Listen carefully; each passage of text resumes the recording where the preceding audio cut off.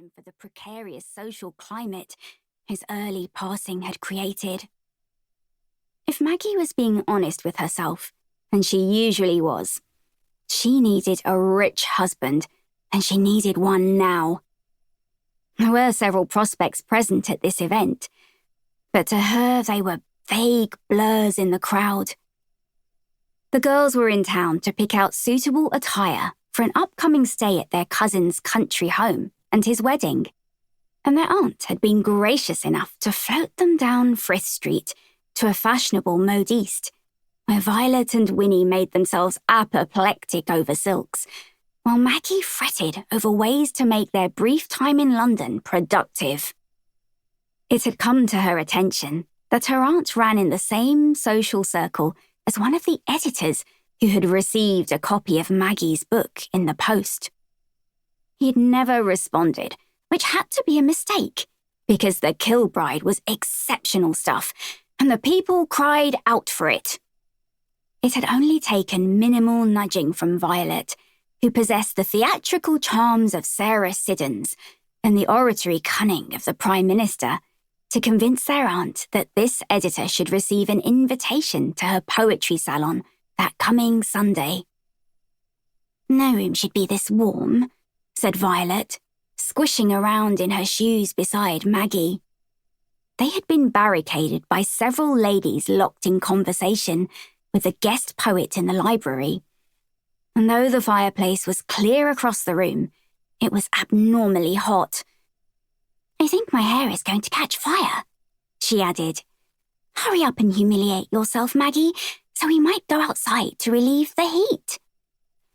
"Yes, do hurry," added Winnie, who looked equally miserable. Her golden brown ringlets were beginning to droop frightfully. "You look ridiculous with that thing under your arm," said Violet. "It's practical," Maggie replied, but it was a weak defence. "How else am I to convince Mr. Darrow to publish my work? He has to see it to experience its excellence." "You're not to do it at all," Violet reminded her. "You're to throw that sweaty kindling in the fire where it belongs and do as Mother wishes. You're to go on Auntie's arm to Mr. Gainswell or Mr. Terrington, make introductions and bat your eyelashes until one of them loves you, and then we can move out of the cottage and into a real house."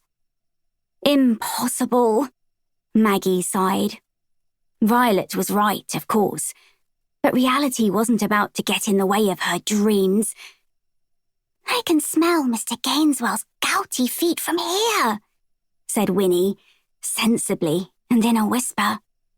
"See, do you want to live in a stinky-foot house?" asked Maggie, glaring at Violet. Violet was somehow impervious to the damp heat in the room and looked perfect, as always, striking and pointed as a stuffed viper. "If it's grand enough," Violet murmured. "There is Aunt Eliza," said Winnie, pointing. "You should have her make introductions." "How are you going to explain that thing under your arm? She's going to notice," added Violet. Maggie frowned. "I hadn't thought of that." "Tell a story, sister. It's what you do best." Violet was not being encouraging. She didn't understand the pressure of being the eldest, of having to save the family from ruin while casting aside all thought of her dreams. Maggie wanted impossible things, to write her books and share them with the world and marry well enough to drag her mother and sisters out of poverty. They were surviving on their aunt's charity, for without a son, their father's sudden death had been a devastating blow, emotionally and financially. She couldn't decide what dear Papa wanted from her. As he lay dying, he had urged her to look to the family, and specifically to her sisters, to set an example, guide them, and help them find their way in a world unforgiving and unkind to the wrong sort of girl. The sort of girl that spent more time worrying about her novels than her future. The sort of girl who never bothered much with thinking about marriage prospects. And yet,